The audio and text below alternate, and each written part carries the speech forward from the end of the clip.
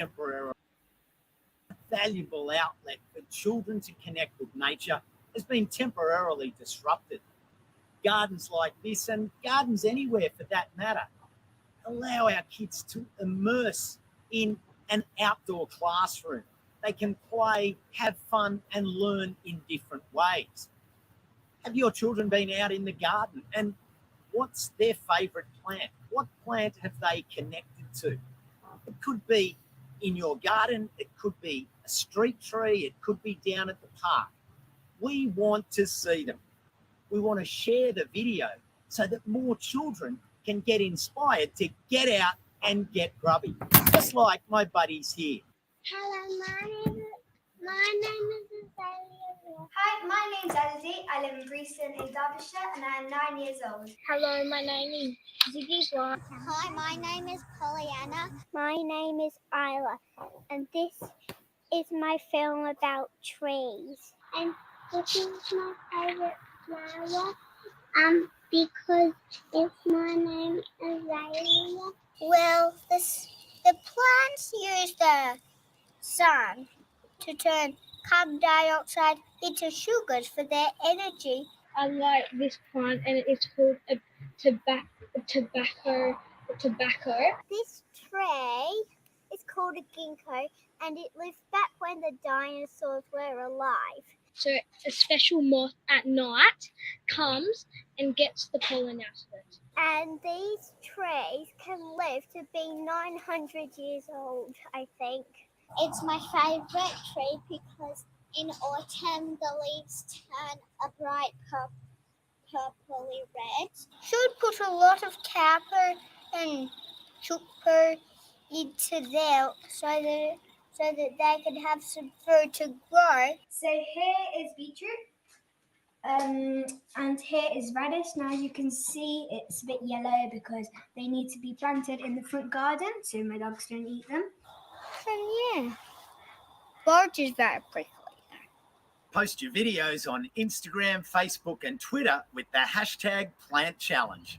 Come on, I challenge you.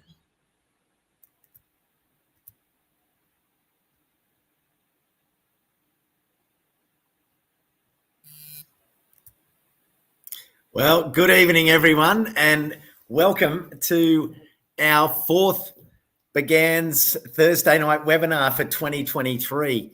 We've got a fantastic conversation ready to get underway for you this evening, and I hope you enjoyed that video that we compiled a couple of years ago. If you caught the beginning there where we talked a little bit about isolation, that was around the 2020-2021. But absolutely priceless sentiment in terms of getting our children connected to plants and gardens and all things growing. We've got a fantastic, as usual, prize available to someone with the quick. Well, it's not a buzzer, of course. It's actually the first person to get it into the comments. And last week it was John from up at Wayside. He was razor sharp in answering that Seasol sponsored gift. So the same thing will happen. I will be taking notes from our three wonderful speakers, Cliodhna, Donna, and Adam, during their talks. I can't tell you which detail I'm going to take and turn into a question, but I will do that, and one of you will be a lucky recipient of this prize from Seasol. Don't forget that this month we're still asking everyone to send in a 30-second to 1-minute video to tell us what plant they love. Any plant that you love. Doesn't have to be your super favorite. It can be one that you really love. Give us a short video telling us why you love it. And have a look on the BGANZ socials for some of the stories that have been submitted by lots of people. Now, I'm very excited to be here. I'd like to start by saying that this time, given that some of my broadcasts across this month have been in my travels, whereas today I'm actually at home. I'm on Gadigal and Bidigal land of the Ora, and I'd like to acknowledge the ongoing custodial care that's been exercised over these lands. And can you let us know, hello Summer, hello Beth, hello Kelly, can you let us know what country you are joining us from? What lands of what people are you joining us from? Let us know the town and, of course, the country name so that we can get a nice cascade of places from where you are. We've got Judith Cook joining us from Ringwood North, land of the Kulin Nation. Thank you, Judith and Ange. We're watching from Yugambeh Country. That's up there on the Gold Coast. Narago Country. Oh, wow. They're all coming in now.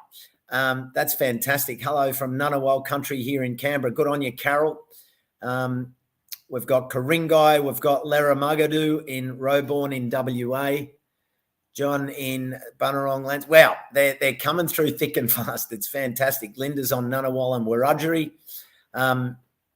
So, yeah, I'll pop those up as we progress during the evening.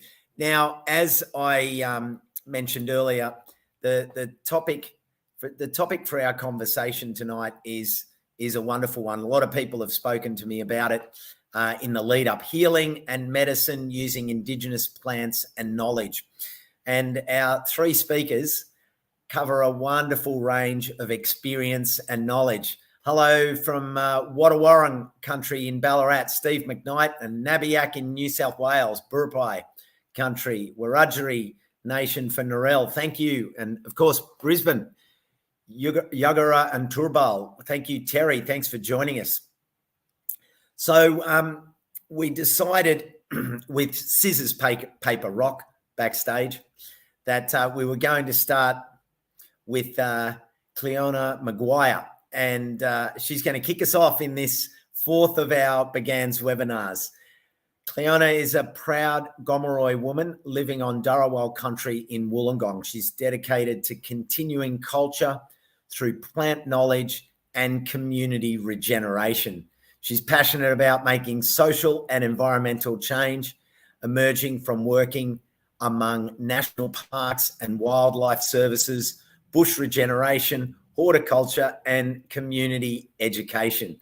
Cliodhna's role as First Nations Youth Community Greening Officer at the Australian Institute of Botanical Science embodies supporting and empowering youth education rich with nature, culture, and community.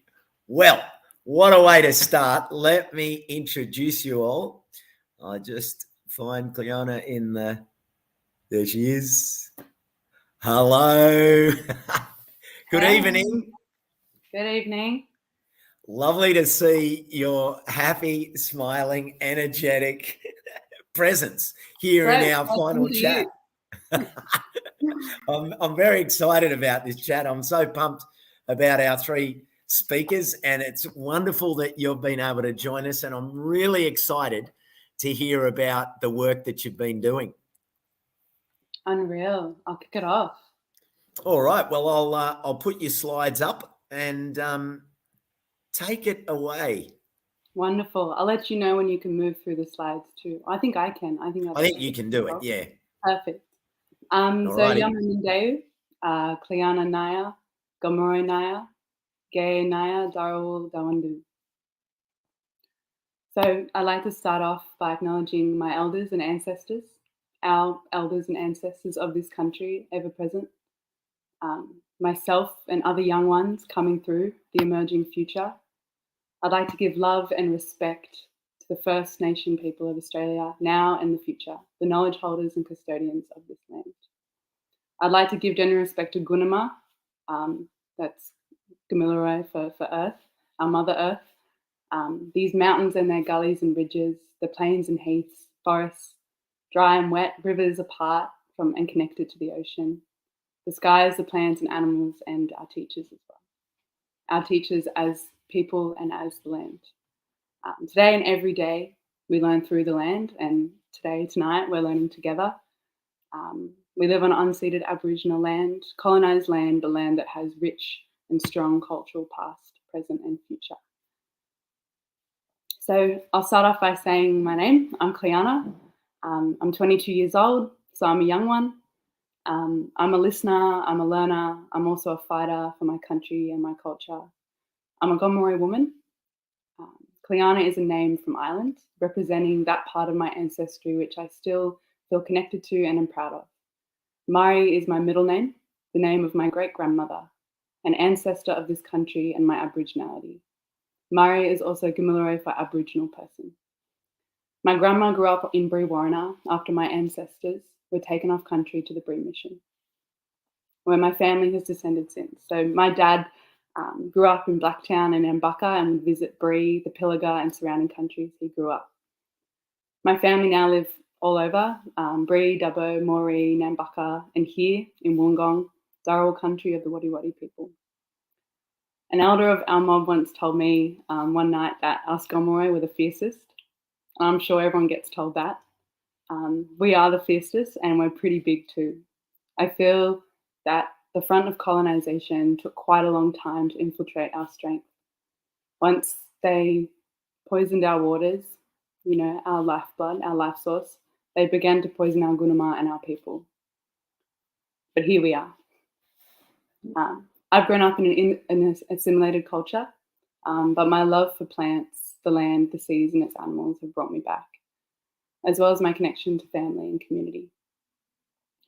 Here I am building my sovereign power through plant knowledge, edible and medicinal utilisation, time spent with community, and time helping heal other young kids experiencing the same or different as me. I currently work as a First Nations Youth Community Greening Officer. If you shave back all those words, it means people, plant and place. I spend my days travelling around the state, spend time with young people, both Aboriginal and non-Aboriginal. I spend time with community and in different landscapes to support and empower kinesthetic interaction and play with nature and culture, as well as foundational respect and legacy. So teaching culture the right way. So in a nutshell, schools, learning hubs, juvenile justice centres, culture hubs, community gardens, native plants, food, fibre, medicine, European food, healthy eating, sustainability, bush regeneration, therapeutic horticulture, culture, Broken Hill, Coffs Harbour, Bega, Gunnedah, Mount Druitt, Wollongong, Wagga Wagga. This is a contemporary evolution of our old ways, tending to the land, learning together, walking songlines, alchemy, science, and health. So I'll pull up my presentation again, or you can, Costa. Try and find that. There we go. So I'm a fun one for words. So story, science, and sarsaparilla. I'm going to take you on a story, on a journey and a story. And that story is of science and sarsaparilla. I wanted to show the images of my place here and my place back home. Now, I'm also going to be talking about some language that rings really true to me, as well as embedding the importance of sisterhood. I would like to describe a concept that I've learned a little while ago, descending from the Gomeroi Yuwalari language of the Gomeroi Nation. This word encapsulates our spirituality and our science. Winangali, or Winangae. It means deep listening. This word comes in many forms, but can be translated to mean deep listening. Through our eyes, our ears, our hearts, in memory, in care, in presence. Our spirituality is one of deep, deep time. So we talk about 65,000 years plus. What does that even look like, let alone 1,000 years? It's one of observation, memory, and care. Western science describes pillars of science of which conceptualize into theory and experimentation. In Langman's terms, observation and trial and error. Place that into 65,000 years. Our science collates the observation of the seasons, of fauna and flora, of our fauna mating and migrating, of fire and water, of astrology and plant evolution. Our science is ancient alchemy, discovering the resin within spinifex utilized for our tools and our weapons, for our ailments, to understand the processing of seemingly poisonous cycads, to now when fruit can be picked and tubers pulled, when fire needs to be applied and monsoons will swell through. So that is science. And I think we need to look at spirituality and science in one to understand how us as people understand our medicines and our foods and our land care. It is all holistic. So I wanted to put on, oh, there's me. There's a picture of me. This picture here by Gloria Temery is a beautiful depiction of bush medicine dreaming. Now, when I look at this, and I want everyone to look at this as I speak, because it is, in a way, it's this creation story. You see the land in it, almost like the Flor de Vida. It's continuous within itself. So I feel like this encapsulates spirituality and science in the visualization as well. So, as someone with passion for and working within the field of botany, horticulture, culture and community, I get a rush when the intersectionality is tangible. People always say that country speaks through me, or that healthy country is healthy community. And the reality is that there is a dual complexity and simplicity to this that we will never be really able to translate into English. It can only be expressed through our language, our songlines, our time on the land. But as the Australian nation slows down, deeper listens, Winangali, and walks alongside us, it will be able to be understood and felt with not too many words spoken. As a kid myself, I've been healing the trauma of my people, with people, and my own trauma. By attending to Gomeroi and learning about it, I feel a deep responsibility to share with my fellow youth. This is its own medicine, and this is what I really want to emphasize is medicine and healing through community, not just the leaves themselves or the tubers, but actually the communal healing.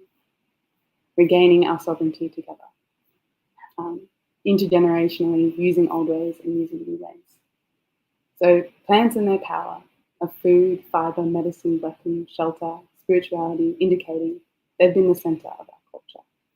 Working with kids to regain that understanding and to be able to grow, observe, to be able to utilise these plants is one of the biggest bridges that I've witnessed to be the bridge between disconnection and connection, as well as benefiting the nature deficit that is massive in our world, experienced through the pandemics, experienced through technology, especially in youth. I've experienced kids taste, smell, and grow a plant and see that plant as another person, see it as a memory or a friend. And I think that recently working with women has been specifically incredibly powerful. I find within horticulture, within land care, especially in schools, I haven't seen that support be there for our young women. I've started up a project called Daima Bawa, which in Gomeroi means Earth Sister. And it's creating a sister-esque, sister-speak group embedded in support and providing opportunities for our young Aboriginal women interested in science, land care and culture. Creating these cultural spaces for the sharing of knowledge and experience. This is quintessential for our sovereignty and for women to be able to envisage themselves in these positions, to be able to experience industry, individuals, experiences and places that can open up their sovereignty as well as skills and assets and ways to, coexist in this society and still having their feet firmly in the soil and culture in mind. So we're actually visiting Karila Nura, which is part of Wominda on the South Coast, which is a women's health organisation, with tomorrow on Sorry Day.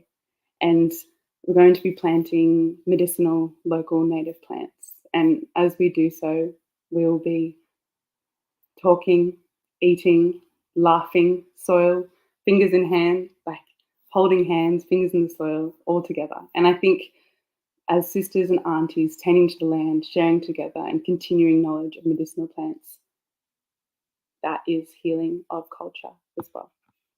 I've just attached a few photos of some of the schools that I've been working with.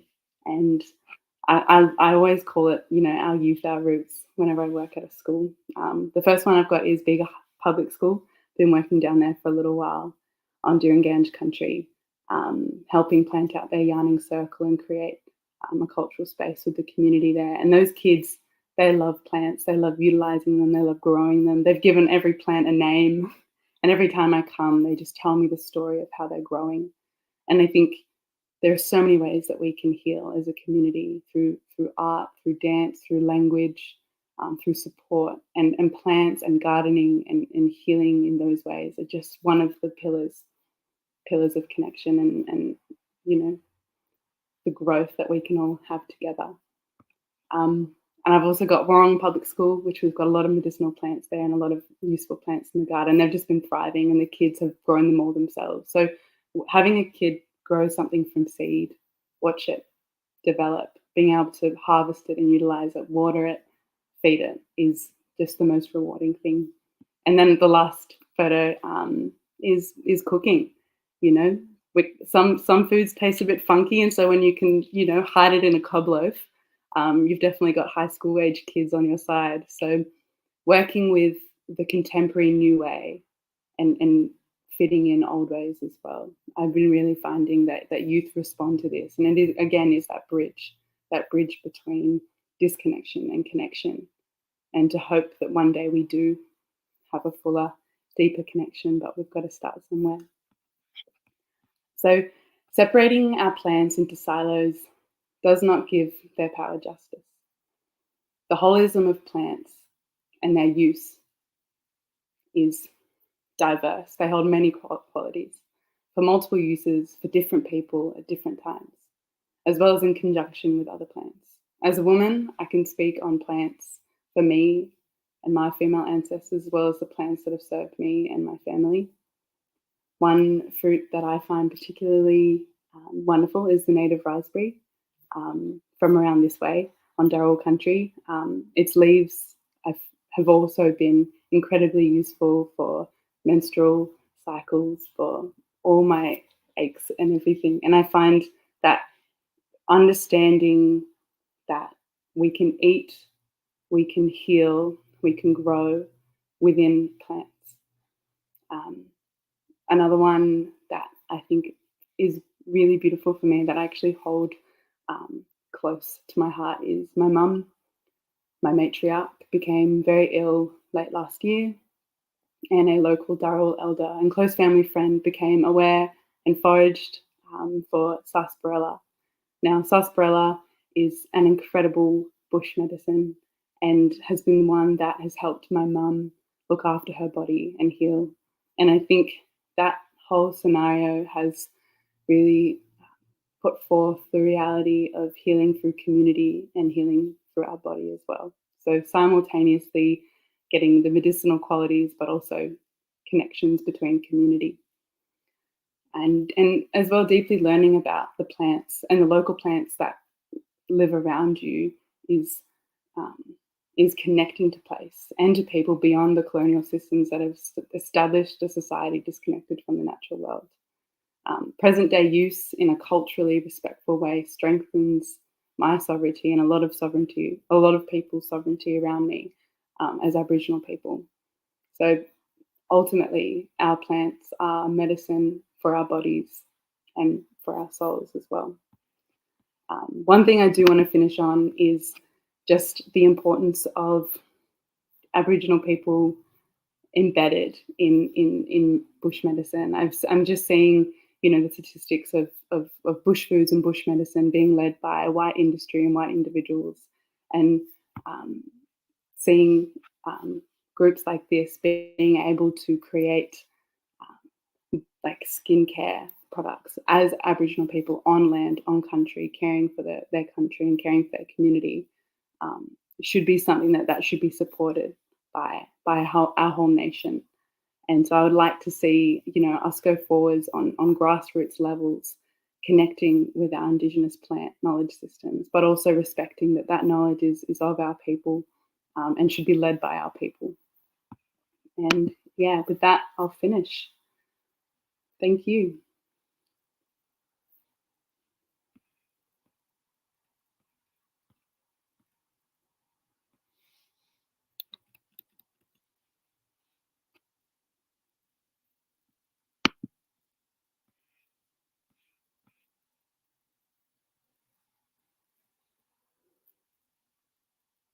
Oh, Costa, I think you're muted.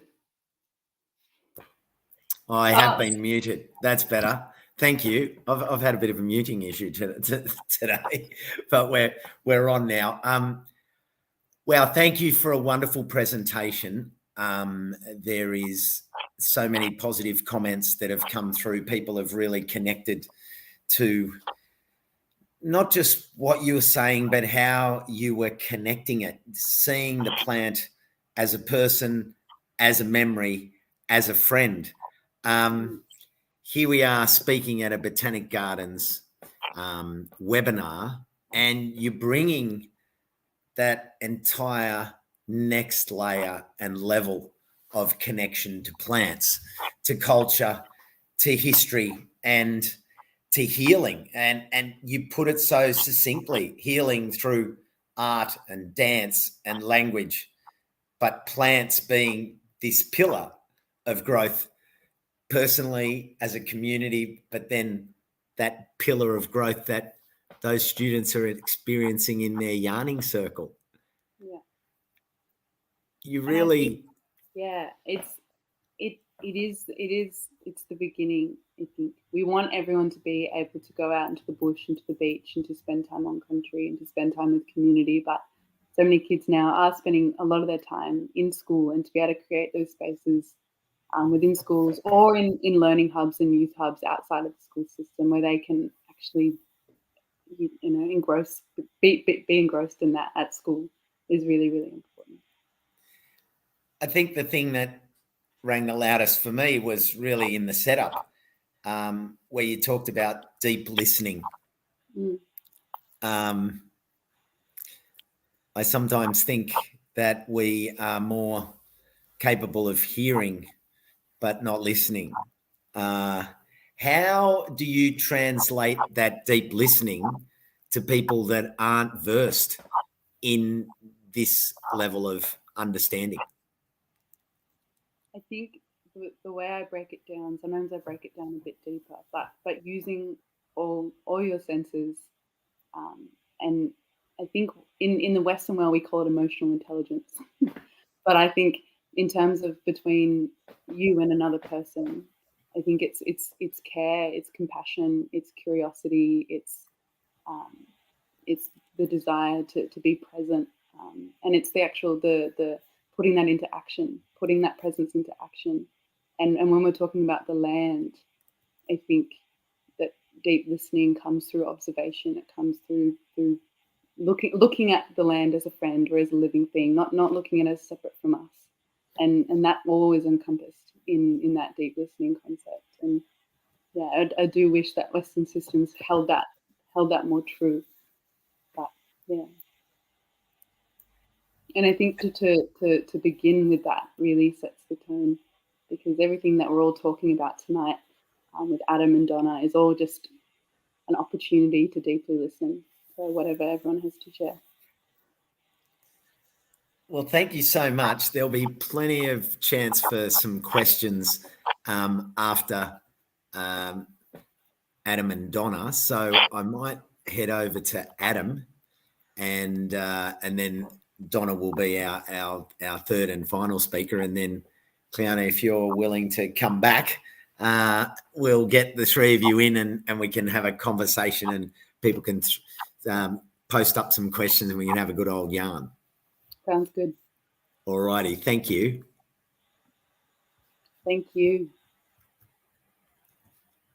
Now, our second speaker is someone that I have had the pleasure of working with recently in some projects that we're doing for Junior Landcare, and it's an absolute pleasure to work with Adam.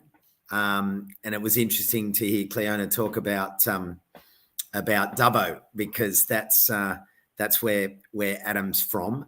For those of you that may or may not have read the brief that I put up earlier, Adam is a proud Wiradjuri man.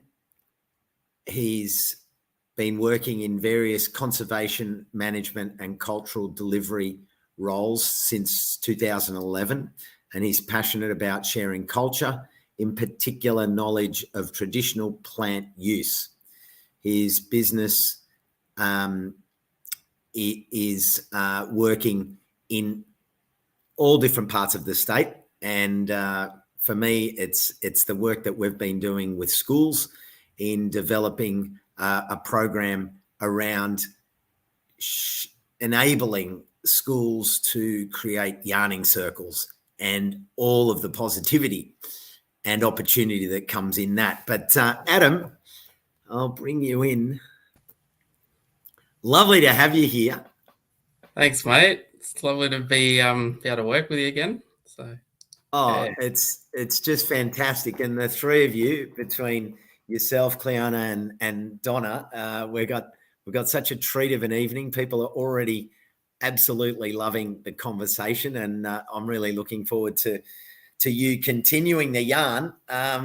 So I'll hand over and yeah, take it away, mate. Thank you. Well, first also just want to acknowledge Cliodhna and that beautiful presentation that she did. Very powerful, and it's really important to hear of our young people who are so confident, but also doing such amazing stuff, for our communities. So just want to thank her first and foremost. Also acknowledge the country. So Gulbara, Noramangu, Yuundu Adam, Nadu Baniku Gulbara, Radri Mangalang Nangu, Nuramanga, Ninganangiri, Duranyagai. So I acknowledge that I'm on Wiradjuri country. I'm sitting here in Dub Vegas, sometimes termed Central West New South Wales. So going back through my father's line and my father's people and our bloodlines through both Nan and Pop, we are from this kind of region. So my family have been here in Dubbo for a very long time, but when we sort of go through our links, so on my nan's country, we're Bogan River people, so Trangie, Dandaloo, those areas of New South Wales, and many parts really, parks as well. And then through my pop, we have very much Wiradjuri links, but also to the Wonkabong clan, which are the Nimpa people, the southern Nimpa, so around Ningen and Cobar as well. So I'd like to obviously acknowledge my bloodlines and my connections there first. And I'm very happy to be able to be back on this country here with my wife, who's a very strong Wiradjuri and Yuin woman. And also my three beautiful children, to raise them up on their country and be connected to their people, their mob, I, like my children, was actually born on Ngāti country in Canberra. And I am very privileged to have grown up there. My father actually went there as a young 17-year-old boy. He got out of Dubbo, which at the time, which, still has elements of it here, but at the time was a very racist place. He wanted to, new opportunities, moved to the ACT for work. And he met my mother, who's a beautiful Welsh woman from the UK who came over as a young 2-year-old to Canberra. And so they met, traditional Canberra meeting in a public service office. And so the rest is kind of history then. My sister come along first and then myself. So I guess for me, my thing's probably not going to be anywhere near as deadly as Cliodhna's, but I'll just talk about my experiences. So my kind of first passion, particularly for plants, and obviously my passion for culture in general is just there always. Always traveling back to Dubbo almost every weekend, particularly when my nan was alive. Just that culture in that in itself, being around mob, being around family, so powerful, so important for our people. So having that connection and coming up and listening to the stories of our old ways and things. So that's where my passion started. And I actually do credit to my grandfather on my mother's side, man from Isle of Man, so in the UK, but he was such an avid gardener, and he absolutely fell in love with Australian natives when he came here, and he actually worked for the Botanic Gardens in the ACT for a long time. And so his garden was just full of natives, and some of my first experiences are just seeing native plants and just absolutely loving them, just the flowers, the smells, the scents, everything.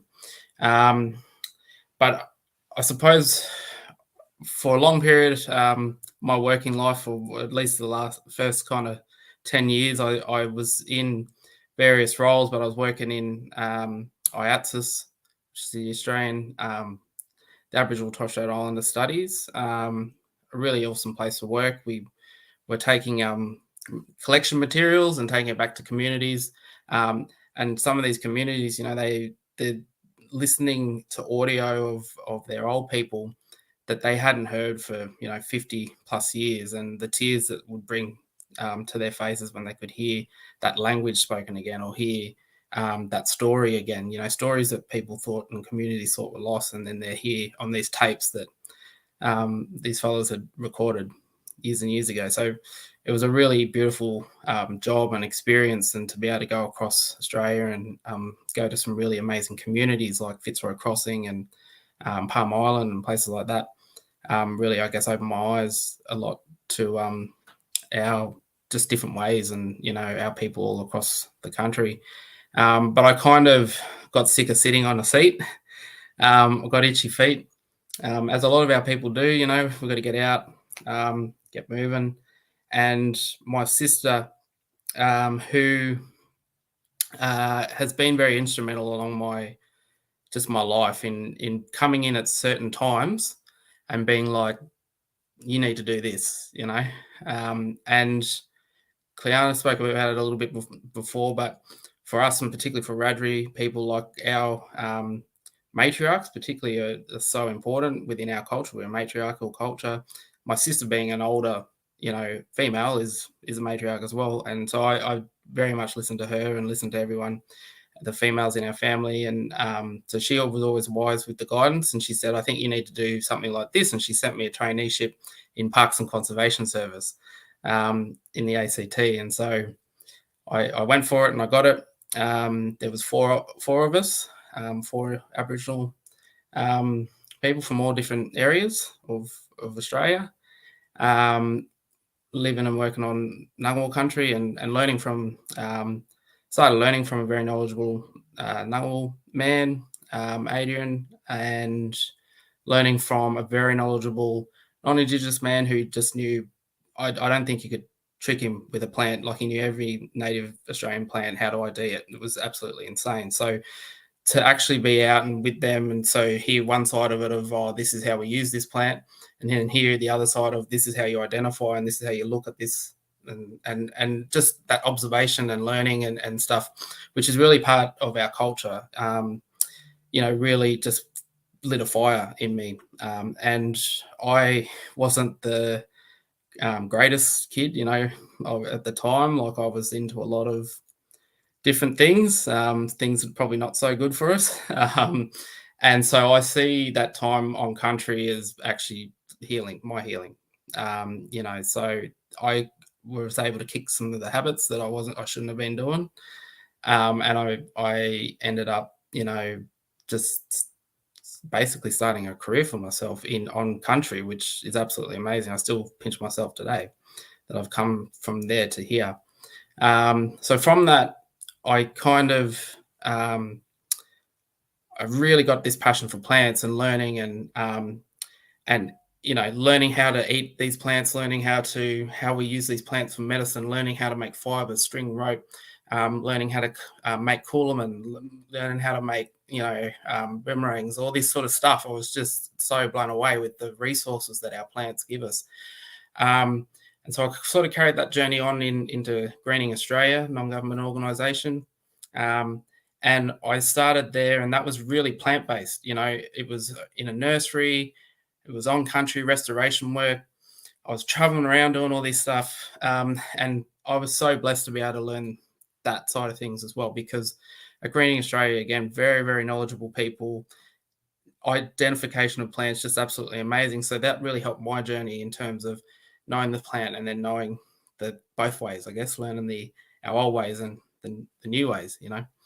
And I remember one night, ANU, Australian National University, said to me, "Oh, can you come in and do a talk on bush medicine?" And so, like, I've been doing talks for schools and all sorts of places on bush foods and bush tucker, you know, for a while. And I thought, oh man, bush medicine, like, what am I going to do? What am I going to talk about? Like, I know a few plants, this and that, you know, and things like Cliodhna, mentioned before, like native raspberry, really special plant. Also the sarsaparilla, absolutely amazing medicine, as she mentioned, and so many other different plants. And so I was a little bit nervous because I was like, it's never something I've really done. So I started talking, and before I started the workshop, I remember looking into the crowd or the audience that had rocked up there, and I saw this very, very wise Wiradjuri elder staring back at me. And she was staring kind of, I knew straight away that she was a very knowledgeable woman. And I sort of saw her, and I thought, this is going to be interesting because I'm going to start talking. And is she going to pull me up, you know, on things? And so I start talking, and every now and then Arta would turn around to me and just go, oh, you know, we can use this for this as well. And I'd be like, oh, and she'd be whispering in my ear while I'm handing out these things. And I'm like, okay. And then I go and I talk about another plant. Oh, you know, you can do this too. And actually this is for this. And I'm like, and so this kept going over the whole duration of the workshop.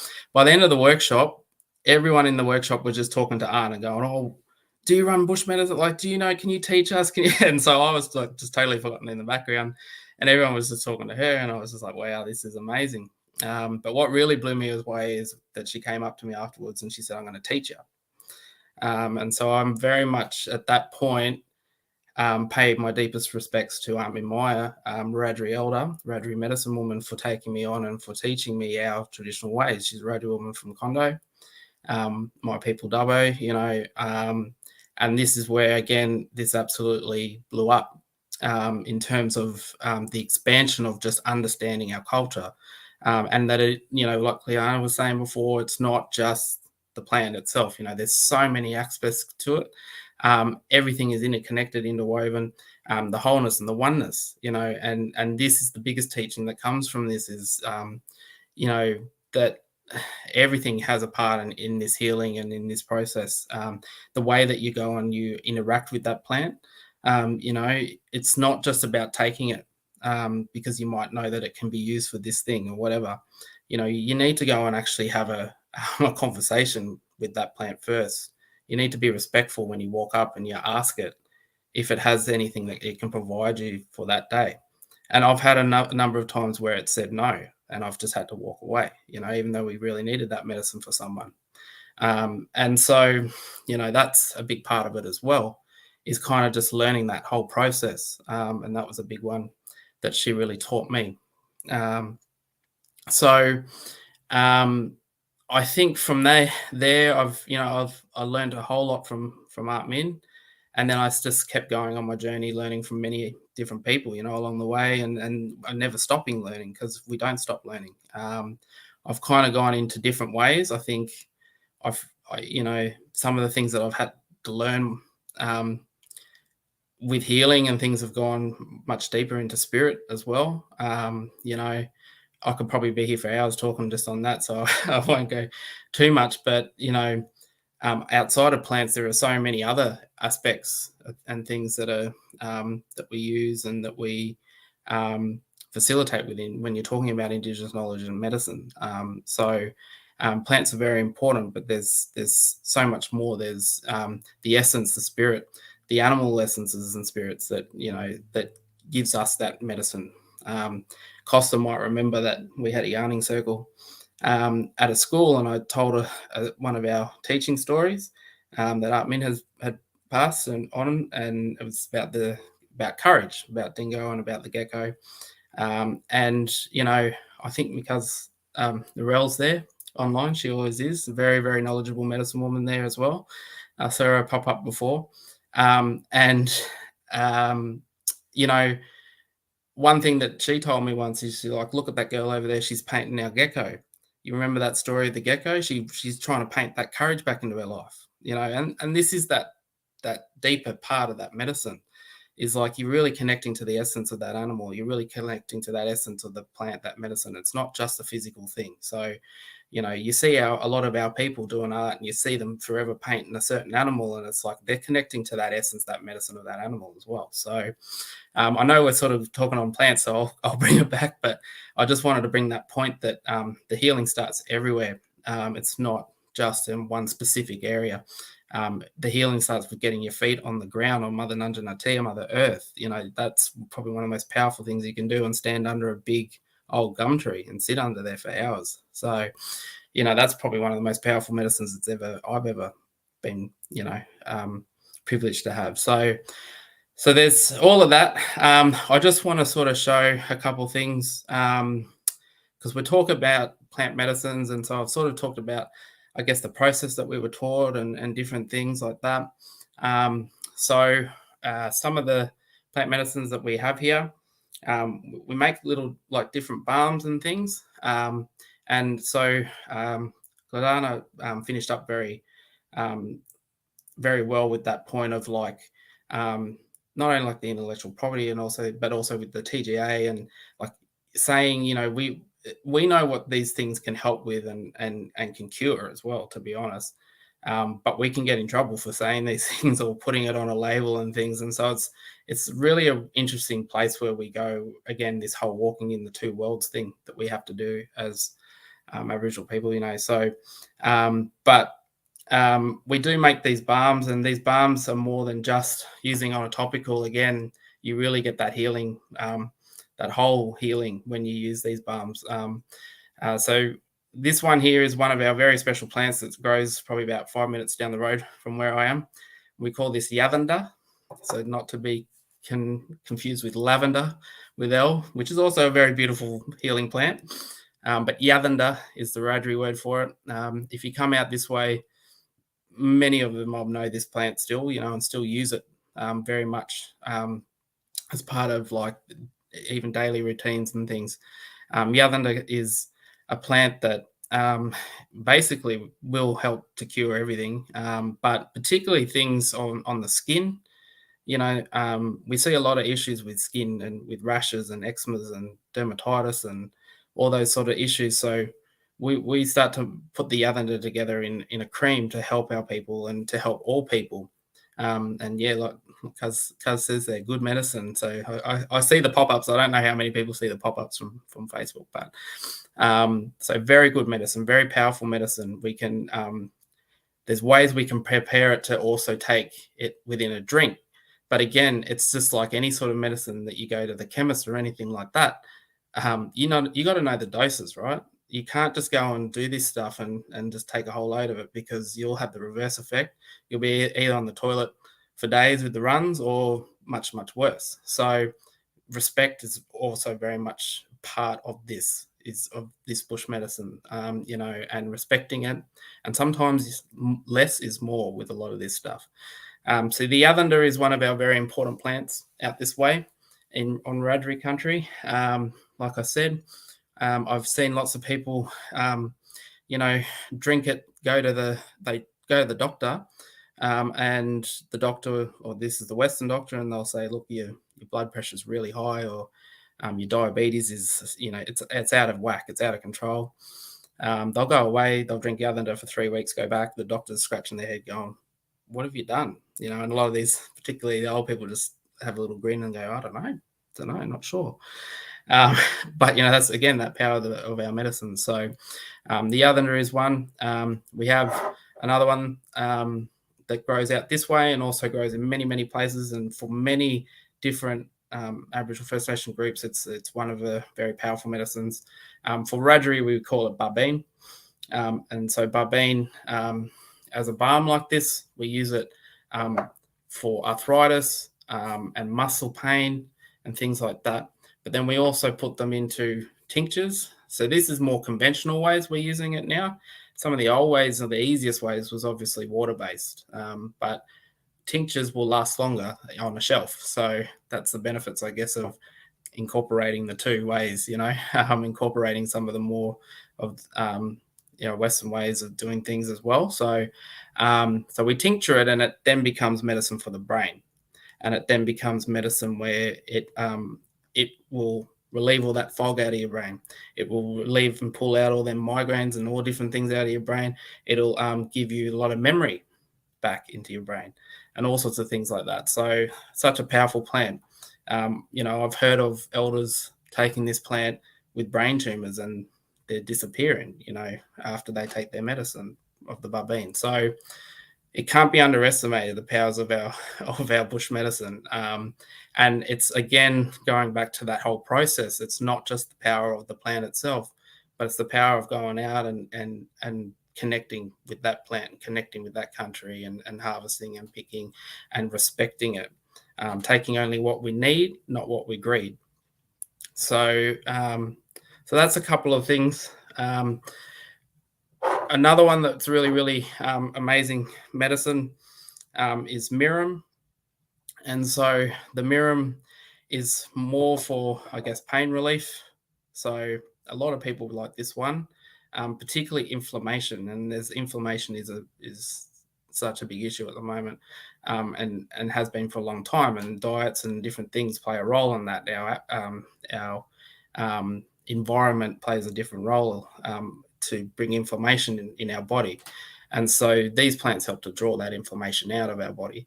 And we help people with this, and people that haven't, can barely walk, and things are starting to run 5Ks and stuff after rubbing it in their knees for 3 weeks. So again, I guess it's just that kind of that importance of our traditional knowledge, and it's all still very much there.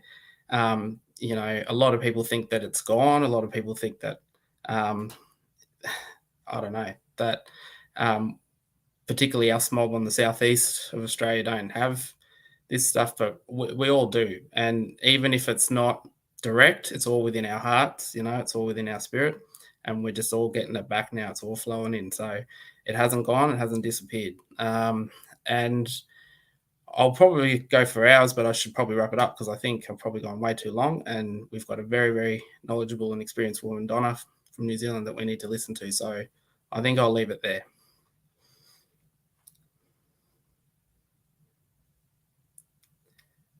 Mute. That's twice today. At least I'm consistent. Wow, always such a pleasure to sit and listen to. Well, in this case, it was wonderful to hear that backstory, to hear the connection and respect you pay to Auntie and for your sister, and that role of women as that matriarch, that powerful, stable role of holding so much in balance with vision, but stability and presence. You articulated that, and it flowed on so beautifully from the opening and everything Cliodhna was talking about. It was lovely to see those threads coming through, and that idea of hearing language spoken about again, and that observation. It's that theme that's come from both of you clearly, that learning on country is about observation. Oh, 100%. And, again, that's another big thing that was taught to me is that nature itself talks to us. So if we observe, we'll get the answers from nature, like the plant or whatever it is will tell us. It'll throw it us in our face sometimes. You'll get a leaf that looks like a shape of a lung, and that leaf will open up your lungs and help you breathe and stop a cough. And, nature is throwing it in our face a lot of the time and telling us, come use this, or, and so it's all about observing, sitting. Cliodhna said it again, that deep listening, sitting, just learning on country. It's just amazing. I also will shout out to, I guess, one of the main matriarchs who's passed away, but my nan, who is always there with me again in spirit, comes visiting me in all sorts of ways, birds and things, and shoos me off places where I shouldn't go, particularly if it's like going near a woman's place or something. So, all of that is there too, and that powerful matriarch line is still there. So very much appreciated. That's great. I'll just finish with this one thought that my ears just went kabing when you said understanding the interconnected wholeness and oneness, how you interact with it, how you respect it.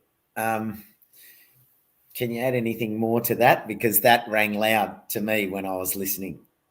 Yeah, look, I think, that interconnectedness and like oneness again can be explained really well with plants, because if you haven't got that plant there, you haven't got that insect that's going to come and utilize that nectar or whatever it is, part of that plant, then you haven't got that larger animal that's going to come in and utilize that insect, and then you haven't got that other larger animal again that's going to come and utilize that smaller animal.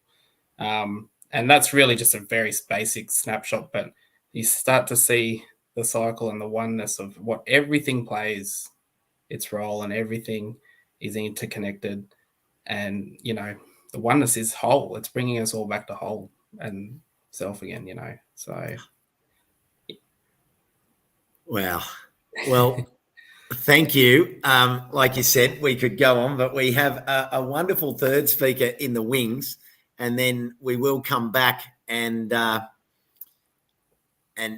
a little bit of a Q&A. So we're actually crossing over the ditch and catching up with Donna Kerridge, and she's the founder and director of Ora New Zealand. She's a rongoā Māori practitioner, trainer and advisor of 20 years more to a number of New Zealand universities, research, professional and private training organisations, and served on a number of health authority expert advisory groups representing the practice of, now I'll have to get this correct pronunciation from Donna, rongoā, practice of rongoā.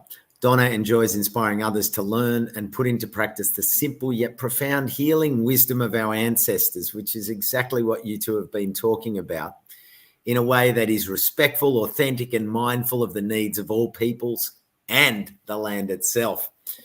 So, Adam, I'm just going to flick Donna into your spot, and we'll get you back here real soon. No worries. Thanks, Adam. All right, here she is. Hello, Donna. Hi, Costa.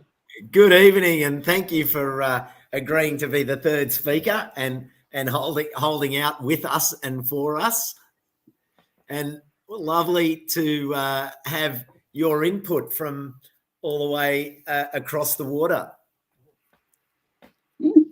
Thank you for the invitation. It's great.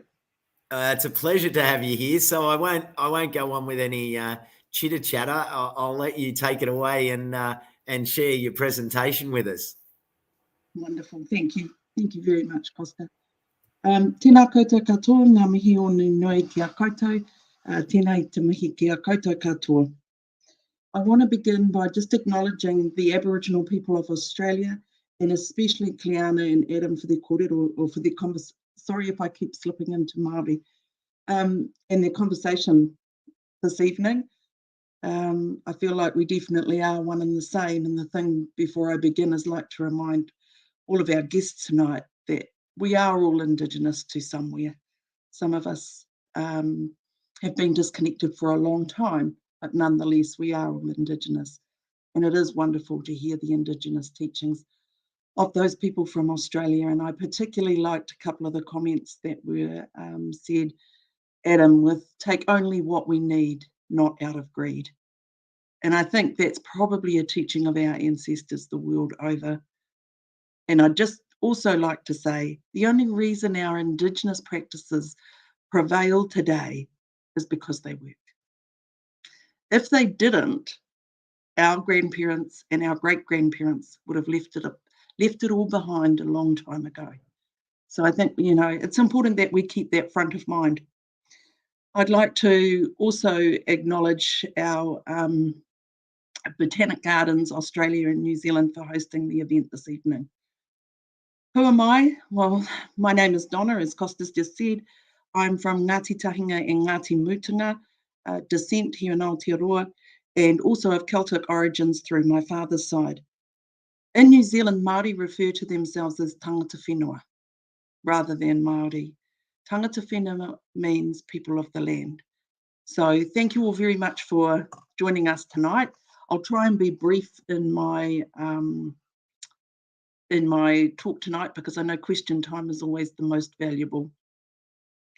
So I'd like to just begin by talking a little bit about the mātauranga Māori, which is basically our way of knowing and being on the land. So mātauranga Māori to us is the knowledge of the land, from the people of the land who belong to the land. It's the result of their interaction with the land over many generations. It is the knowledge they have accumulated by living on the land, working with the land, harvesting from the land, all the time listening, watching and caring to ensure that they can continue to survive. Our language here in Aotearoa was born of the land. Without the land, our songs, our medicines, our stories, our ways of understanding the world will make no sense. Ko te whenua ko au. It's a common saying here for across our different peoples here in Aotearoa, and essentially translated that means I am the land and the land is me. When we look at a Māori worldview, it's often not too different from other indigenous cultures around the world, including my Celtic origins. But people are the youngest species on the planet, and as the youngest, the pōtiki we call them, our job is to listen, learn and give back. There are so many similarities with other indigenous ways of knowing and understanding the world. Almost all consider people to be an integral part of nature, but we are not the boss of it. Frankly, the essence of indigenous teachings that I've learned from around the world say, if we continue to take more than we give, we're stuffed as a species. And I can't put it any plainer than that. We have to turn our thinking around. We need to move away from the capital concept of I win when I take more than I give. Well, as a species, if we keep that up, we are definitely stuffed. I like this little bird on the next slide here, the tiwai waka. The tiwai waka, which you have one in Australia too, the fantail. We have our indigenous species here, and it's known as the messenger. And so from a philosophy, from a movement called the tiwai waka movement here in Aotearoa, there are 6 tenets, and these are them. I think they are worth sharing, and many of you, I'm sure, will identify with them. Papa Tuanuku, who is our Earth Mother, is the source of all life. She is the mother. Caring for the land must be our first priority. We are not the centre of the universe, but we are part of it. All living creatures are our brothers and sisters, and we are the youngest, the last born. And as such, we must care for them. Mauri is the web of connections between all things that sustain life. If these connections are broken, Mauri is less able to sustain life, and the integrity of the Mauri and its web of connections has greater priority and rights, and the rights and needs of individuals or species. So if we don't keep these connections alive, then we're in dire trouble. The tiwai waka also, the remaining 3 tenets are, people are not the masters of Māori. We are part of the Māori and we are embraced by it. Our role is to care for Māori, and in doing so, we are cared for by it. We find peace and we are home.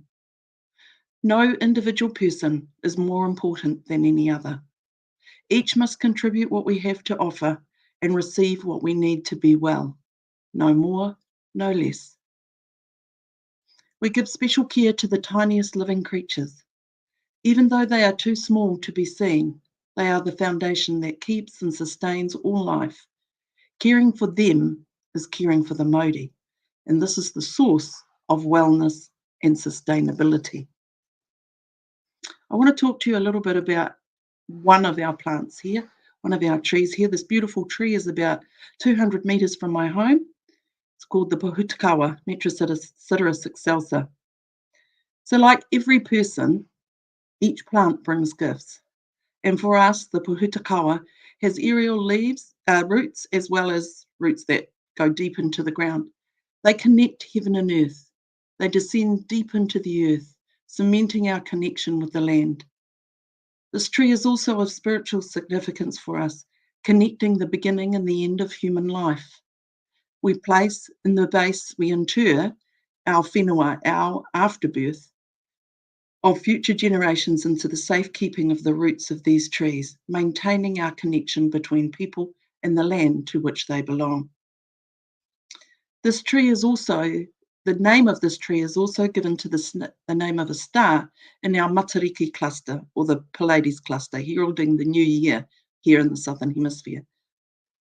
The star, Pohutakawa, is associated with those who have passed on, and it connects us to our deceased. The Pohutakawa is a resilient tree that really falls into the sea. It doesn't fall victim to the wind. Branches may break and bend, but the tree prevails. For us, the health of the people is a reflection of the health of the land. It is the law of nature that prevails, not the law of humankind. Heed the law of nature. If the land is not well, the people cannot be well. And as Adam and Cliodhna talked about before, nothing exists in isolation, and there is no silver bullet that can heal in isolation. As Adam talked about before, it's much more than the plant in isolation. We are nothing on this land, but for everything else. Evolution connects us to each other and to the natural world, and we must ensure that our grandchildren can see that their interdependence, their living networks, human, nature, ancestor given, rather than their independence, that is our path to well-being. So I encourage you all to learn the language of the land, and that way it is, as Adam says, the land that will teach us the things that we need to know. So nō reira, tēnā koutou, tēnā koutou, tēnā koutou katoa. Thank you for your time and attention this evening. Back to you, Costa.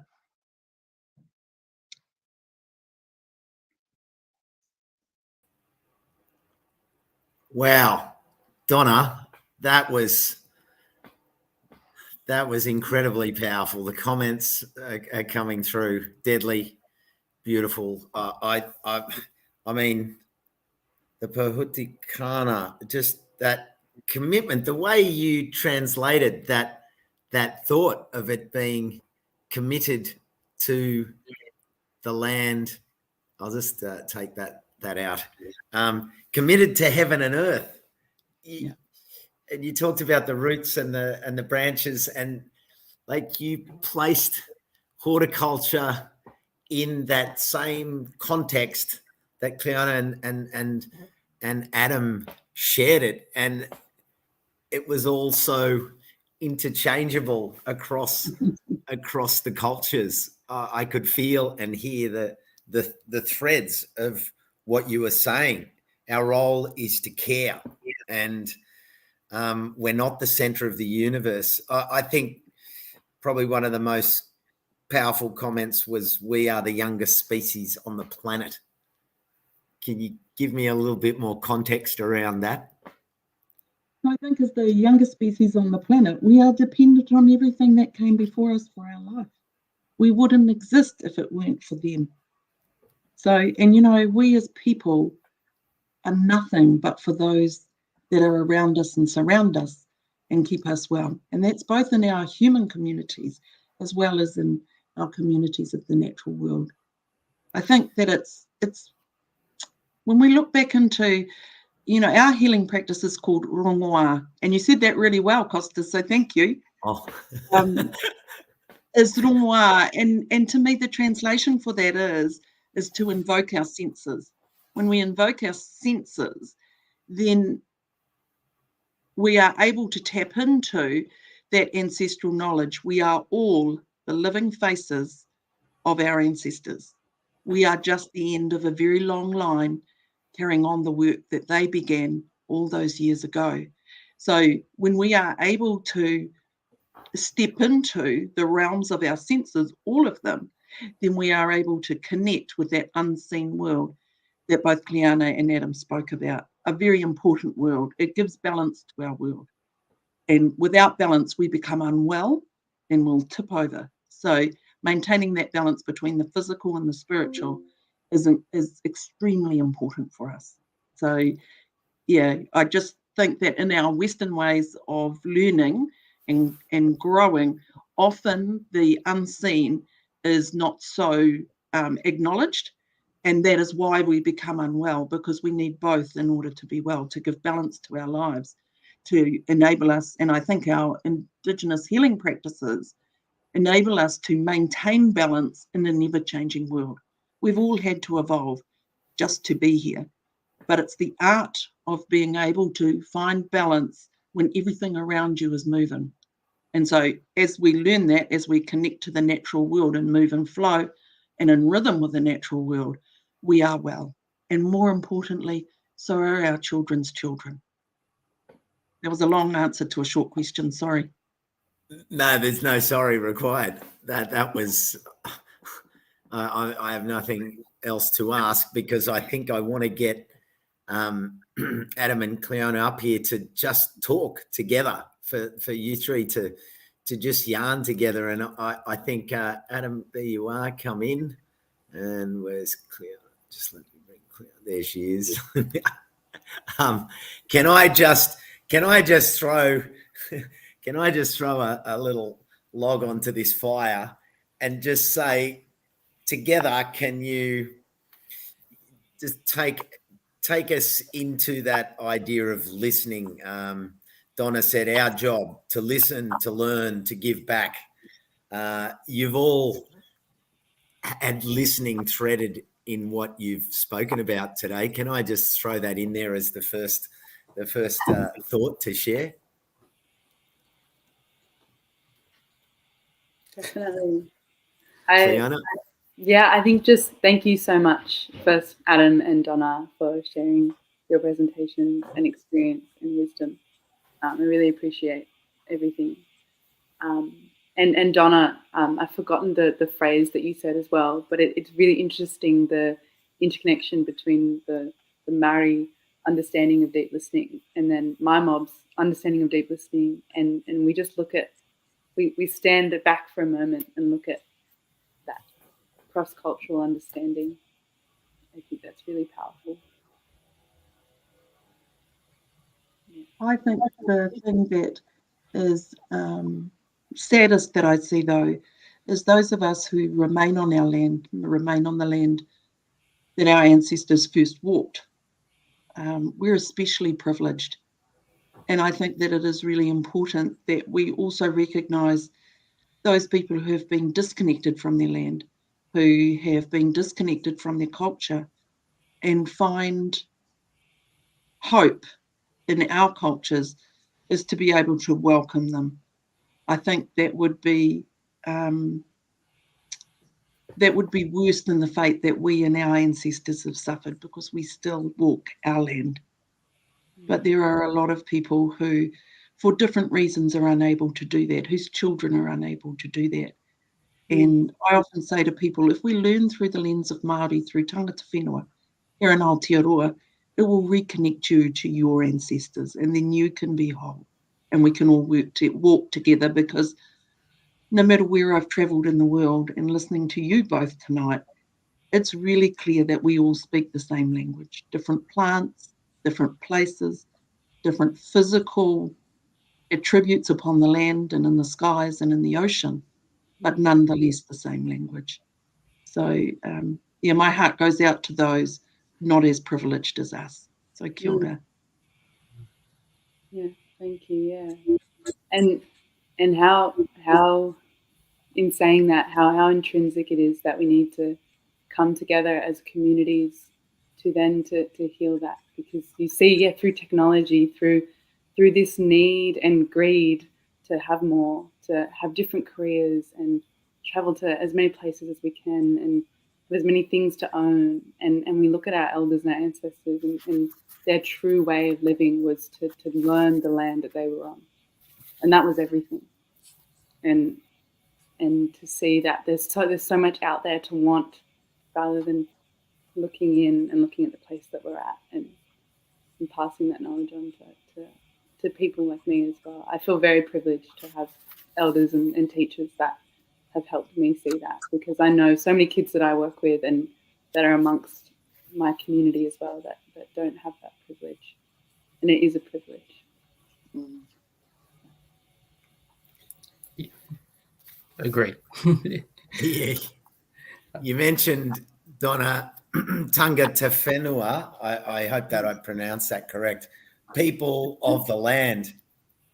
Adam, you spoke about exactly the same concept in terms of all of that knowledge that has been passed on from the land through Auntie and through other community elders that have trusted this plant knowledge across to you. How do you see that responsibility and that role of it as a plants person? Because the three of you are so carefully holding and at the same time building and using that knowledge. That's a good one. I mean, I see definitely the importance with youth, connecting to all backgrounds. Doesn't, like, obviously it's very empowering to be able to teach our young people, young Aboriginal First Nations people as well, but it's very just, that feeling of going into a school and talking to any child and seeing their reaction and understanding for the first time around something, a knowledge around a plant, or getting to taste something for the first time and just being blown away, and the excitement that takes over them. And then also, I guess you can kind of see within their faces, that sort of inner and deeper appreciation for it that comes through, once they have that experience. So for me,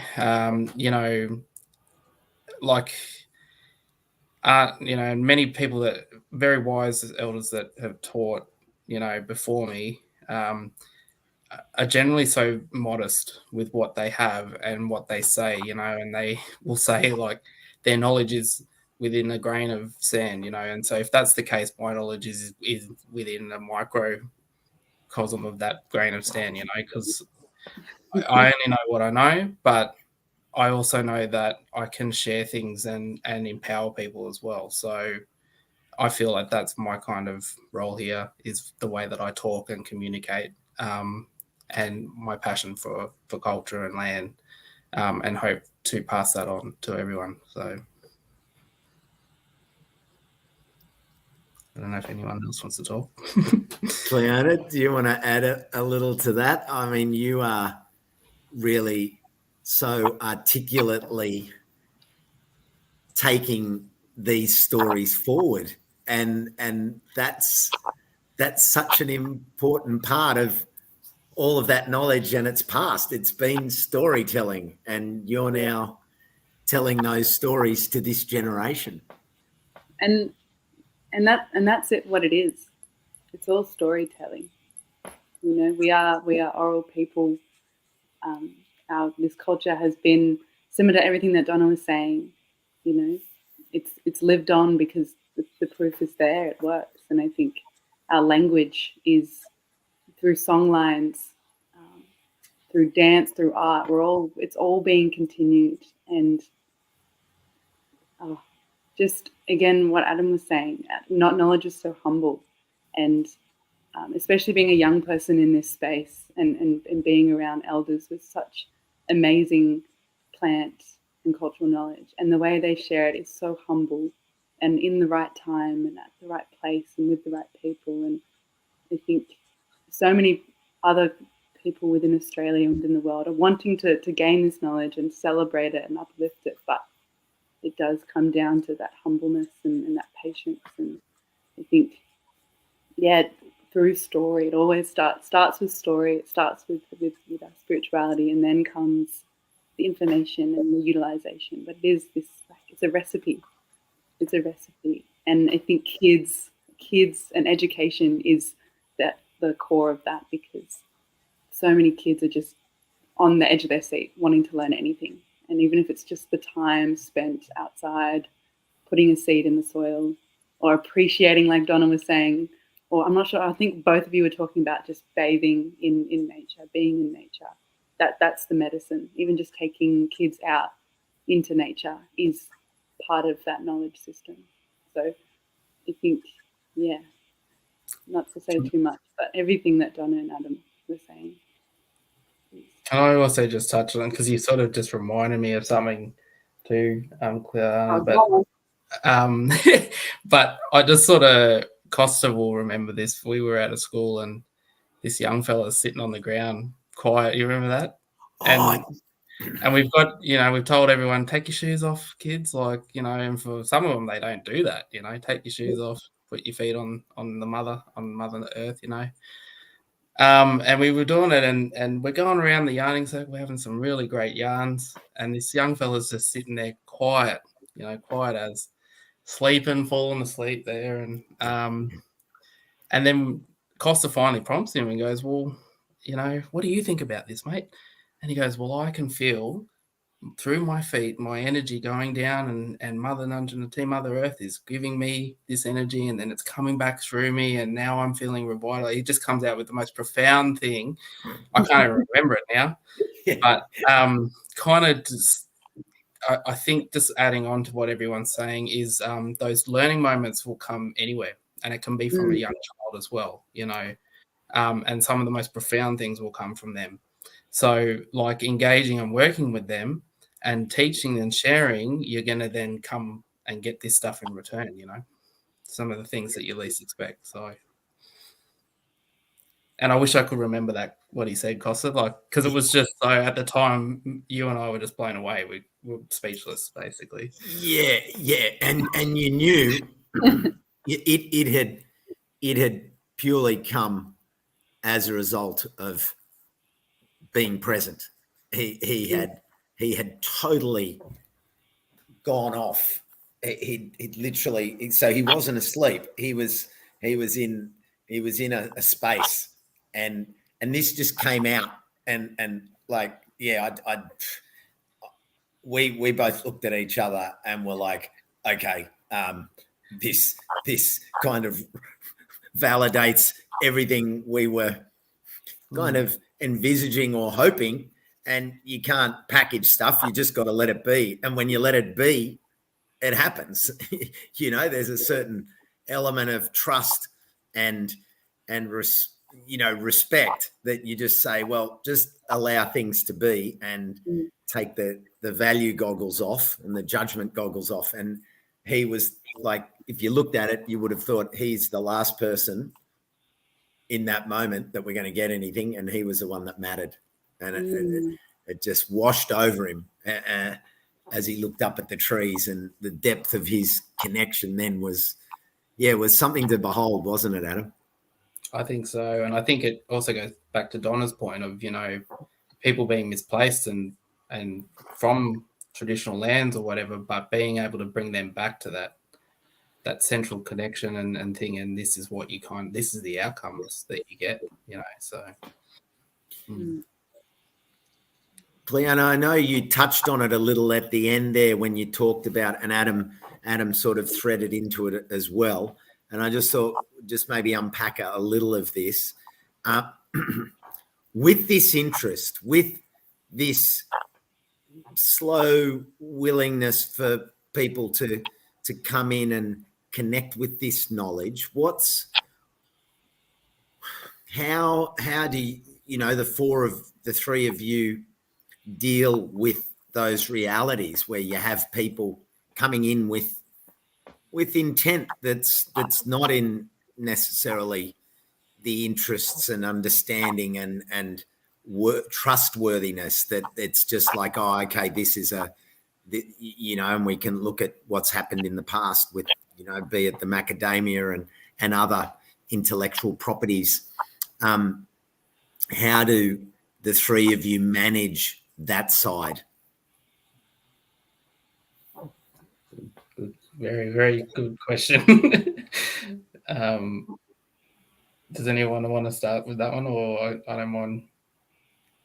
I guess I'm talking now, so that's a good start.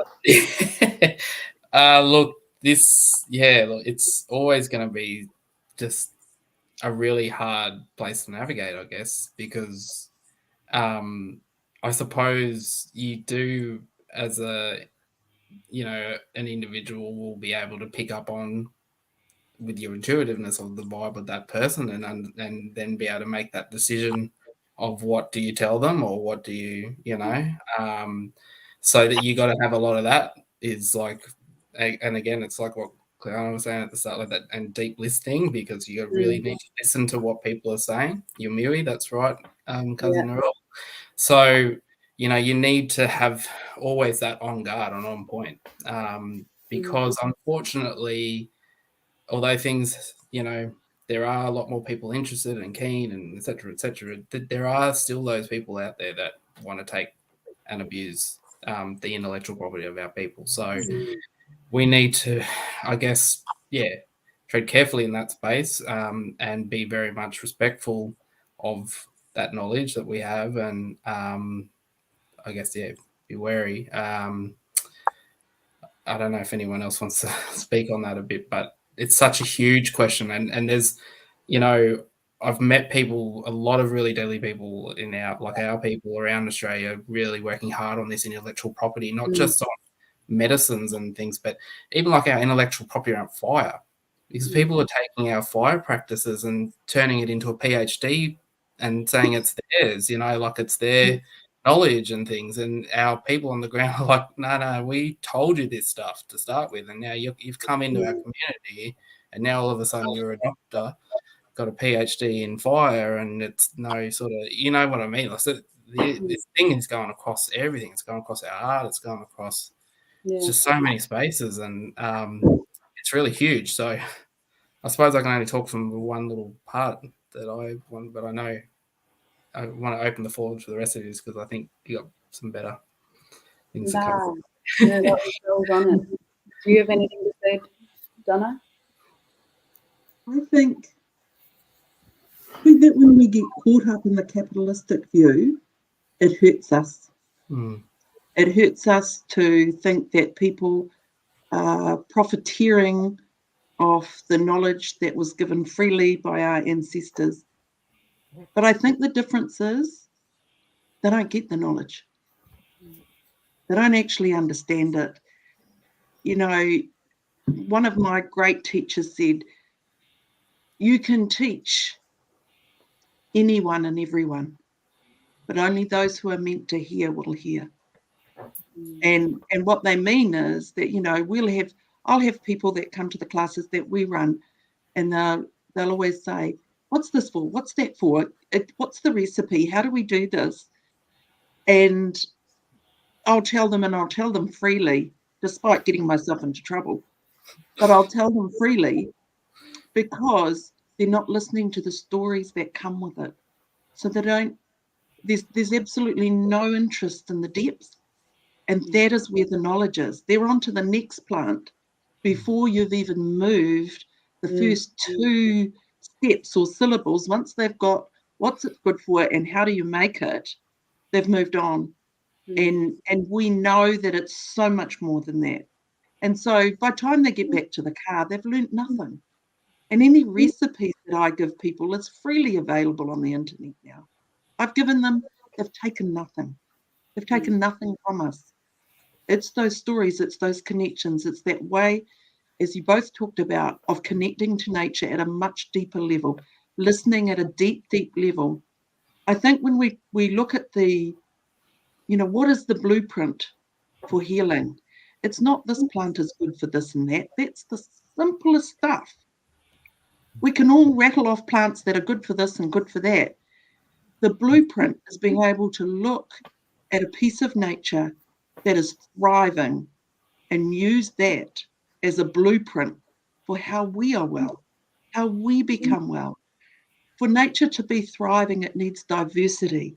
It needs lots of different things to help it be well, to help trees and plants and insects to be able to use the gifts that they were given for the benefit of others, so that this piece of land can be thriving and healthy. And when we can recognize the gifts in each of the plants and each of the insects, just like our children, then we know how to use them. Those people who would steal our knowledge are not listening for that. They actually don't have anything other than a way to make money and con other people who are not listening. Mm-hmm. If we can't listen to the land, we're not learning anything.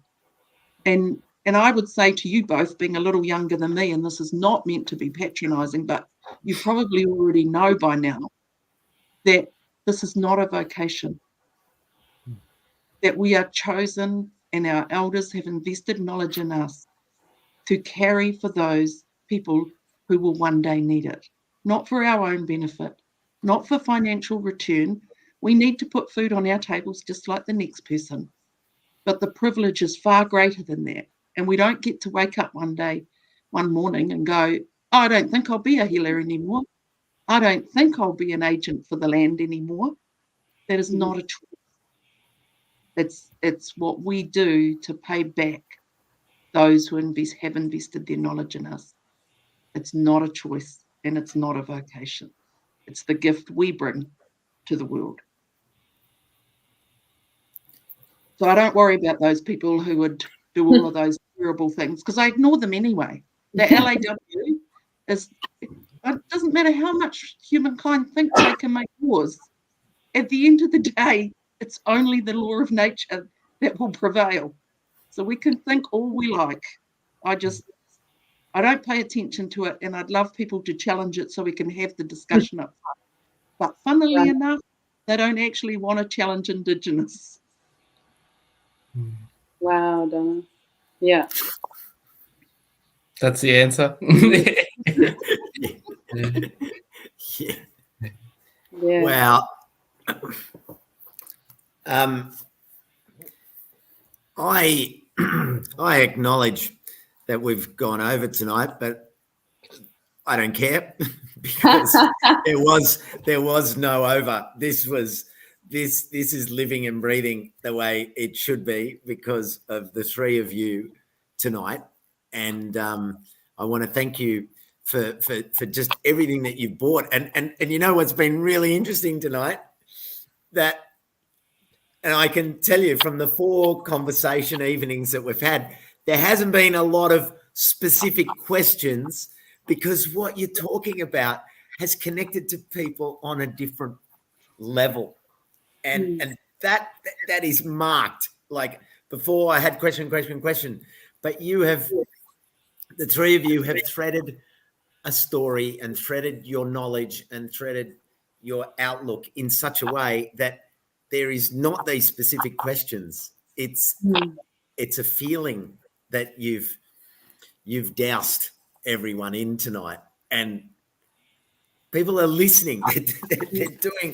They're deep listening tonight. They're deep Winangali. Cliodhna, you said it. You know, Winangali. You said it, and then Adam followed it through, and Donna just put the big punctuation mark. So, you know, I'm not even looking through anything much because you've done what, and what a beautiful way to wrap this year's 4 webinars up, with listening, and for us to be able to listen to your collective passion. The 3 of you have a passion for plants, and we're all plant people. Everyone here tonight is here because of BGANZ, but it's oozing with your love for plants, and it goes deeper than just this love of plants. It goes so incredibly beyond, you know, what we've been talking about, and people have heard it. They've heard it deeply, and I don't know. Can you each just give me an outlook on why you love plants? I know you've said it, but just indulge us, because I want to hear about your passion that little bit more. Just what is it that's, you know, I mean, the stories that you've all told and shared and how you've got into it, but you're shining tonight and people are absorbing this. I'll start.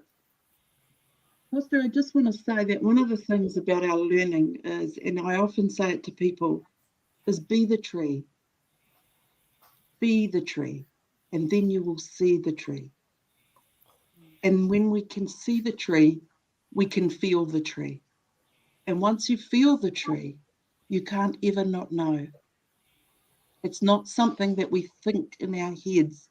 It's not something academic. Once you feel it, you can't ever not know it. So see the tree, or be the tree, so that you can see the tree, so that you can feel the tree, and you will always know. And that's the language of the land. Thank you. That's me. Thank you. I wanted to add from the conversation earlier about why maybe everyone isn't asking questions and everyone's just sitting and absorbing is because of that storytelling and that listening. And it goes two ways.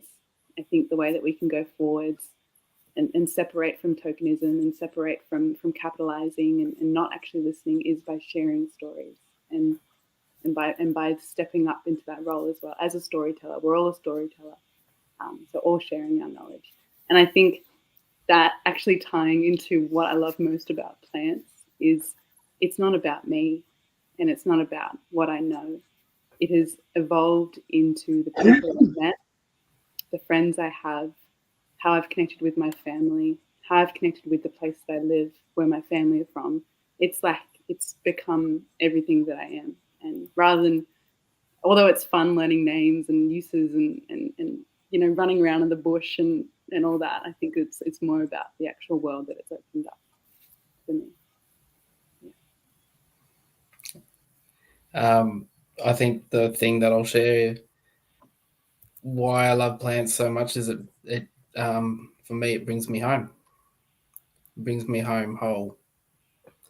And I can mean that on many levels of this life, of how we live.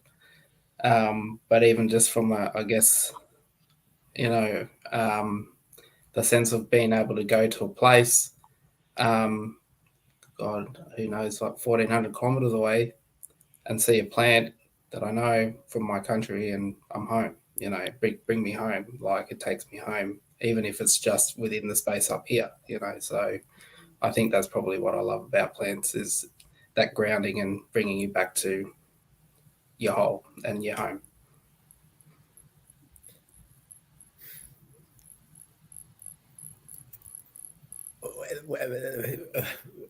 Okay. That's I put no better bow on the 2023 BGANZ webinar series than what the three of you have just collectively done.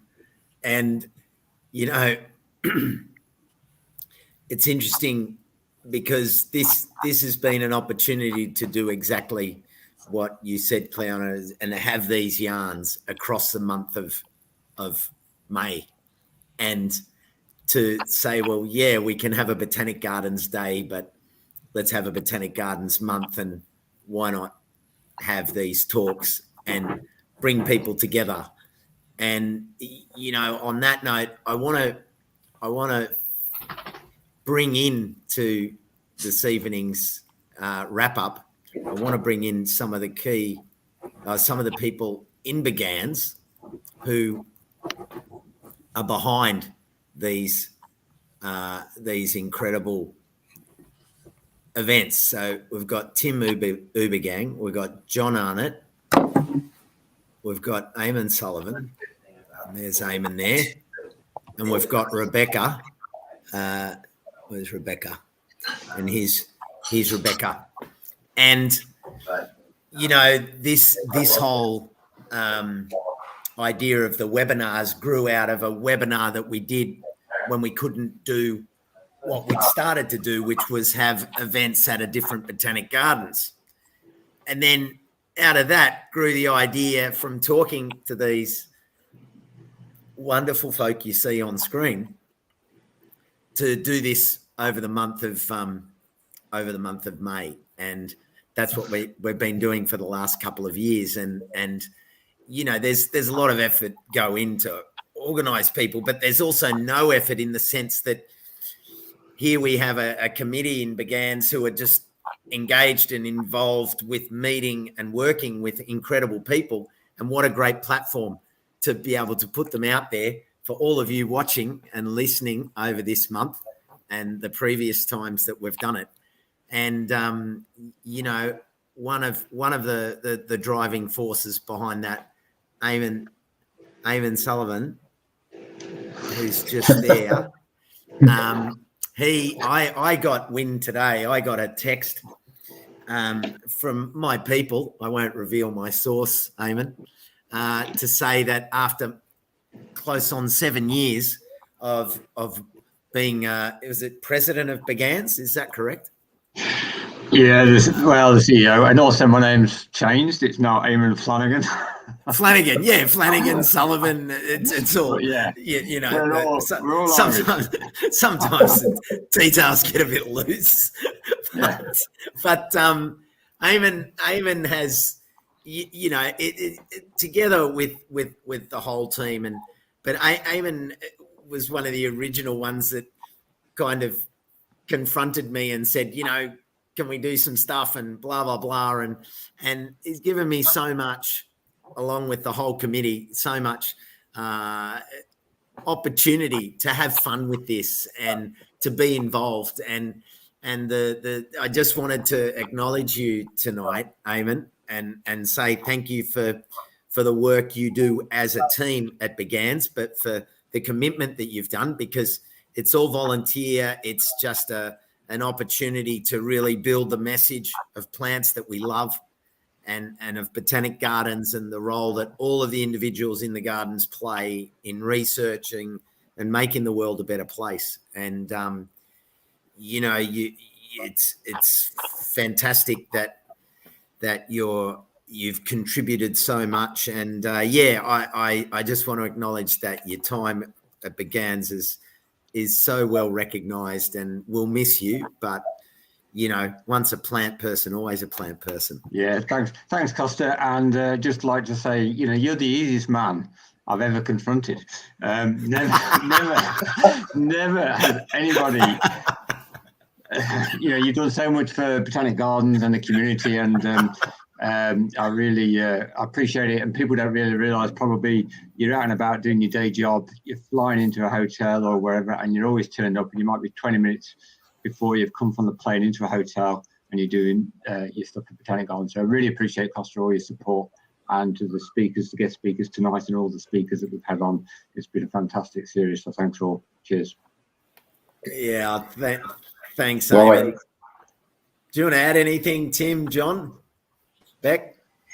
I was going to say congratulations to everyone, through all the speakers through the whole series, and I'm very proud to be part of an organisation that is able to get these voices together. So that's all I want to say. Yeah, likewise, Cliodhna, Adam, Donna, that was just such a great way to close off the webinar series. Costa, you've been doing this for 5 years. Bless you, my friend.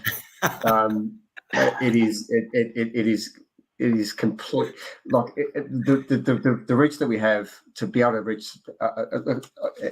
I don't have any words beyond, you know, thank you so very, very much for being so supportive to this organisation, to this month, and to these events. Bless you. Oh, well, thank you, and Beck, for being captain of technology and knowledge and information when we've needed all that back of house support. That you know, I know the email comes with the image that I need to share and the dot points about who's on and their backgrounds and so on, and it's just it's awesome. I love it that it has this wonderful cottage feel, because it is the cottage of all of us, and everyone puts in, and then it's all about just getting the three people of the evening onto the stage and just saying, tell us, talk to us, indulge us, inspire us. And Beck, thank you. Oh, thank you. It's taken me a while to work up to working with you, Costa. You're very unique. But I now am truly grateful, and I think we've got things sorted out now. I like your use of the language unique. My word was loose, I think. Just a little loose in some of our logistics, but somehow moments before, when we're trying to get the share screen right and make sure that the whole thing is going to hold together, we've always prevailed. And thank you for your support behind the scenes. It's unreal. And I like this comment from Felicity's Garden. Been like sitting around with a group of like-minded friends. Thank you. I've learned so much. I couldn't agree more. It has been that, and to you, to the three of you tonight. That was a conversation for the ages. You all just had a fusion and a synthesis in and around and of the topic that was above and beyond. And I couldn't have wished for a more special end to this year's series of webinars as we head into Botanic Gardens Day on Sunday. So to everyone watching, keep an eye out for any events at your local Botanic Gardens. So I think I needed to ask that question, and I thought, Cliodhna, I'd mention that you at the top of your talk mentioned, I suppose, an ethos that had three elements. And I'm not going to give too much away, everyone, because you know that my questions are not soft. But Cliodhna said something, and the only clue I'll give, that each of those three pillars started with, well, it makes 4 Ps, because it was 4 pillars, 3 words, each of them started with P. First person in the chat gets the gong. Let's see. Concentration now. Who can pick it? Who was listening at the top? It was very clear. She mentioned it right at the start. I almost said it. Did you? Can you maybe give us a little number on the piano there while we're waiting? Oh, hopefully someone comes up with it. Someone will get it. Come on. I'm not even sure if I've got it. You know, when you're in your flow state. I came in too late. Carol Marshall. Okay, Carol. I'm assuming it was, I don't want to steal anyone's thunder. No. Hold out. We got to force them. Beth Brewster. Beth Brewster. You've given people. Yeah. Almost. That's very close. Someone can come in.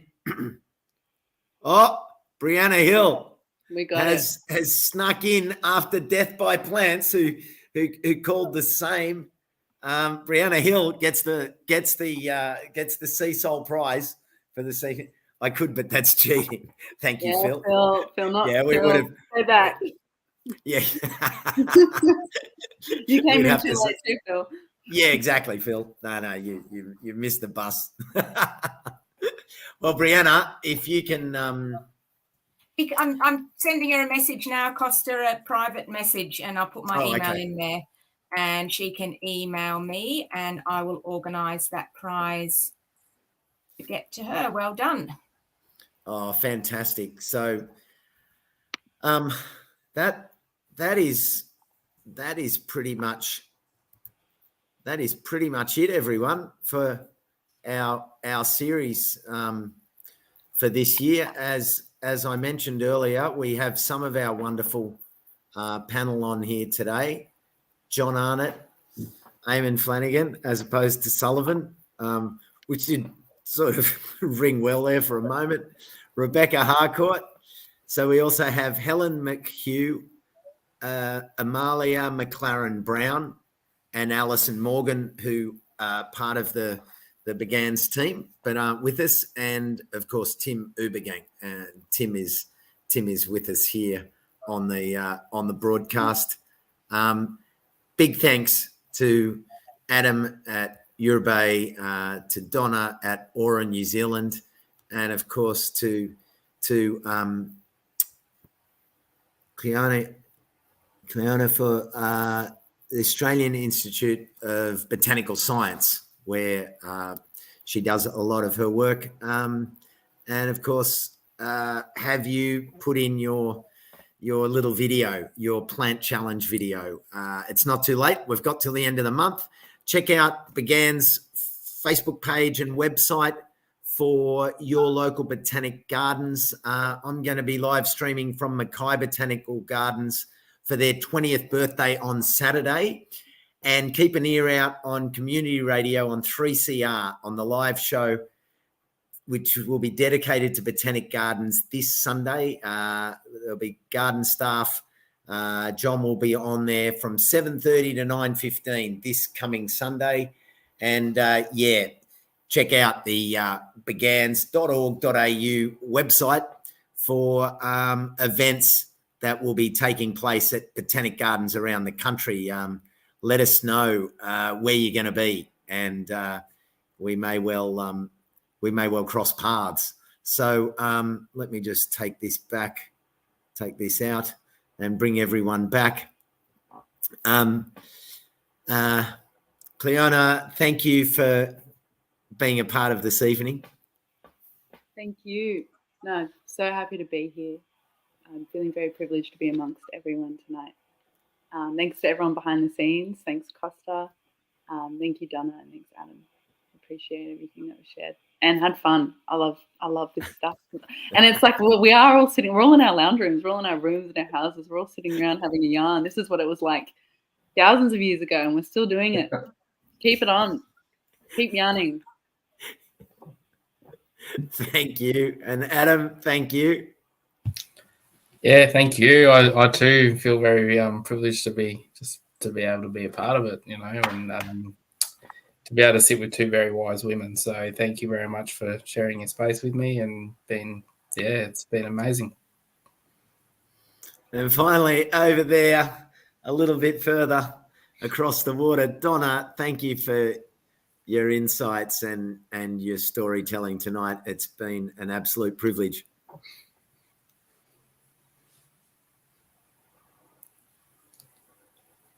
Oh, mute.